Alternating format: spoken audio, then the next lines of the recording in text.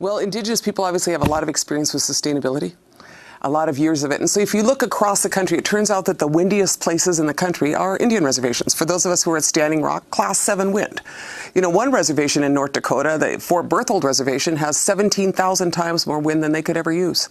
So you start hooking those tribes up to the grid, which already crosses their land with some bad dam projects. Look at places like the Navajo Nation with 5 coal-fired power plants and 4 coal strip mines.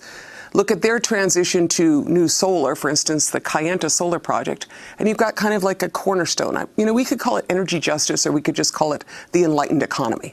You know, really where we need to go. And then you look at the issues of agriculture. I mean, you know, so I come from the White Earth Reservation in northern Minnesota, and we have a plan. You know, my plan is, you know, first of all, I'm looking down the barrel of a very big pipeline, which is a $7 billion boondoggle of stranded assets. We'll talk about that later.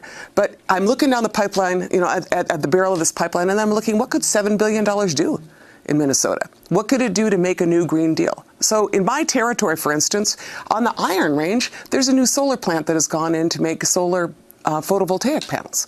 And on my reservation, we are just beginning, and in February we should be operational, a solar thermal panel manufacturing facility to make solar thermal panels that you can put on the south side of your house and reduce your heating bill by about 20%.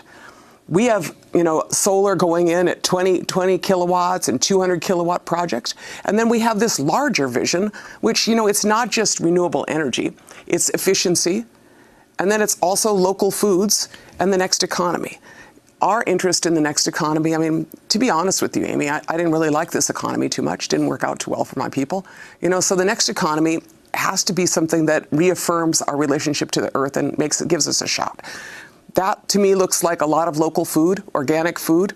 If you know, actually went organic in most of your agriculture, and if, for instance, I just read an article, if you ate beans, you know, if we just upped the beans and diminished the cattle, you'd end up with sequestering the carbon in the soil. You know, you don't need some guys to put something in the sky to keep the carbon out of the sky. You need to put it in the soil. And so you need organic agriculture. That's what we're doing in my community. And the other thing that I'm working on is hemp.